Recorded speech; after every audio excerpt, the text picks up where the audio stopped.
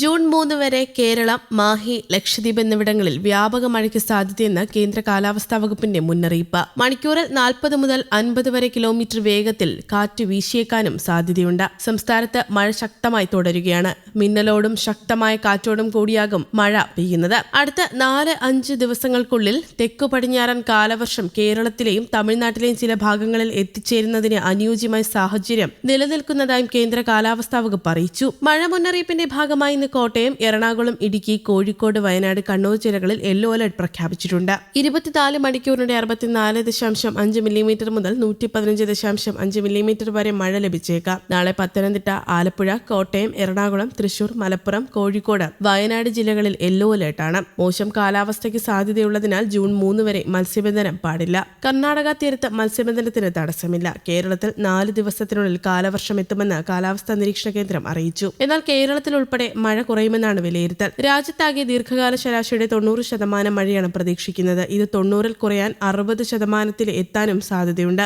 Pacific സമുദ്രോപരിതലം ചൂടാകുന്ന El Niño പ്രതിഭാസം കാലവർഷക്കാലത്ത് സജീവമാകുന്നതാണ് ഇതിന് പ്രധാന കാരണമായി ചൂണ്ടിക്കാണിക്കുന്നത്. മഴ കുറയുന്നത് കേരളത്തെ സംബന്ധിച്ച് ആശങ്കയുണ്ടാക്കുന്നതാണ്. മഴ കുറഞ്ഞാൽ കേരളത്തിൽ വൈദ്യുതി പ്രതിസന്ധി ഉണ്ടാകാൻ സാധ്യതയുണ്ട്. നേരത്തെ മെയ് 26-ന് കാലവർഷം എത്തുമെന്നാണ് പ്രവചിച്ചിരുന്നത്. ഇപ്പോൾ കന്യാകുമാരി തീരം, ലക്ഷദ്വീപ് എന്നിവിടങ്ങളിൽ കാലവർഷം വ്യാപിച്ചിട്ടുണ്ട്. കാലവർഷത്തിന് മുന്നോടിയായുള്ള മഴയാണ് സംസ്ഥാനത്ത് പെയ്യുന്നതെന്നും 3 ദിവസം കൂടി ഇത് തുടരുമെന്നും കാലാവസ്ഥാ കേന്ദ്രം അറിയിച്ചു. കാലവർഷം തുടങ്ങുന്നത് വരെ ഒറ്റപ്പെട്ടയിടങ്ങളിൽ ഇടിമിന്നലോടുകൂടി മഴയ്ക്കും ശക്തമായ കാറ്റിനും സാധ്യതയുണ്ടെന്നും കാലാവസ്ഥാ റിപ്പോർട്ടിൽ പറയുന്നു. നിലവിൽ തെക്കു പടിഞ്ഞാറൻ കാലവർഷം അറബിക്കടലിന്റെയും ബംഗാൾ ഉൾക്കടലിന്റെയും ഭൂരിഭാഗം പ്രദേശങ്ങളിലേക്കും വ്യാപിച്ചു കഴിഞ്ഞു. കാലവർഷത്തിന് മുന്നോടിയായി മധ്യകിഴക്കൻ ബംഗാൾ ഉൾക്കടലിനും തെക്ക് കിഴക്കൻ ബംഗാൾ ഉൾക്കടലിനും മുകളിലായി ചക്രവാത ചുഴിക്കുള്ള സാധ്യതയും ഉരുത്തിരിഞ്ഞിട്ടുണ്ട്. ഇന്നലെ തിരുവനന്തപുരത്ത് കനത്ത മഴയായിരുന്നു. തിരുവനന്തപുരം, കൊല്ലം, പത്തനംതിട്ട, ആലപ്പുഴ, ഇടുക്കി, എറണാകുളം ജില്ലകളിൽ ഇന്ന് ഒറ്റപ്പെട്ടയിടങ്ങളിൽ ഇടിമിന്നലോടുകൂടിയ നേരിയ ഇടത്തരം മഴയ്ക്കും മണിക്കൂറിൽ 40 കിലോമീറ്റർ വരെ വേഗതയിൽ ശക്തമായ കാറ്റിനും സാധ്യതയുണ്ട്. ഇതുകൂടാതെ കാലാവസ്ഥാ വകുപ്പ് പ്രത്യേക ജാഗ്രതാ നിർദ്ദേശം പുറപ്പെടുവിച്ചിട്ടുണ്ട്. 31-ന് വടക്കൻ അറബിക്കടൽ, ഗുജറാത്ത് തീരം, ഒമാൻ തീരം, തെക്ക് പടിഞ്ഞാറൻ അറബിക്കടൽ, സൊമാലിയൻ തീരം എന്നിവിടങ്ങളിൽ മണിക്കൂറിൽ 45 മുതൽ 55 കിലോമീറ്റർ വരെയും ചില അവസരങ്ങളിൽ മണിക്കൂറിൽ 65 കിലോമീറ്റർ വരെയും വേഗതയിൽ ശക്തമായ കാറ്റിന് സാധ്യതയുണ്ട്. തെക്ക് കിഴക്കൻ അറബിക്കടൽ, അതിനോട് ചേർന്ന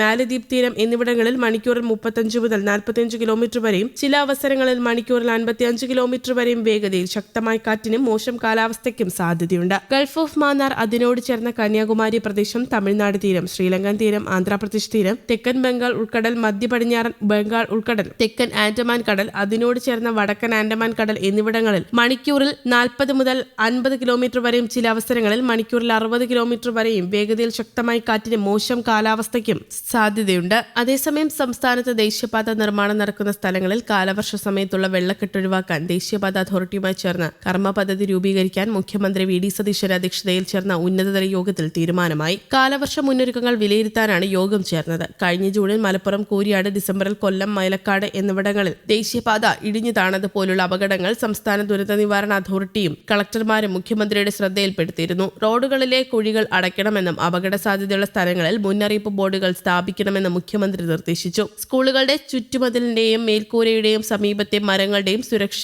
മരുന്ന് ലഭ്യത, പാമ്പുകടിയേറ്റാലുള്ള ചികിത്സ, പകർച്ചവ്യാധി പ്രതിരോധം എന്നിവ ഉറപ്പാക്കാനും മുഖ്യമന്ത്രി ആവശ്യപ്പെട്ടു. കാലാവസ്ഥാ പ്രവചനങ്ങൾ കൂടുതൽ ശാസ്ത്രീയമാക്കാൻ കേന്ദ്ര ഏജൻസികളുമായും കാലാവസ്ഥാ നിരീക്ഷണ സംവിധാനങ്ങളുമായും ഏകോപനം ശക്തമാക്കുക, ഡാമുകളുടെ സുരക്ഷയും മഴയുടെ ലഭ്യതയും നീരൊഴുക്കും ശാസ്ത്രീയമായി നിരീക്ഷിക്കുക, കേന്ദ്ര ജല കമ്മീഷനുമായും ഡാം സുരക്ഷാ അതോറിറ്റിയുമായും നിരന്തരം ബന്ധം പുലർത്തുക, അണക്കെട്ടുകളിലെ ജലനിരപ്പ് റൂൾ കർവിന് മുകളിൽ എത്തുന്നില്ലെന്ന് ഉറപ്പാക്കുക എന്നിവയും മുഖ്യമന്ത്രി നിർദ്ദേശിച്ചു. News desk, Kerala Kaumudi.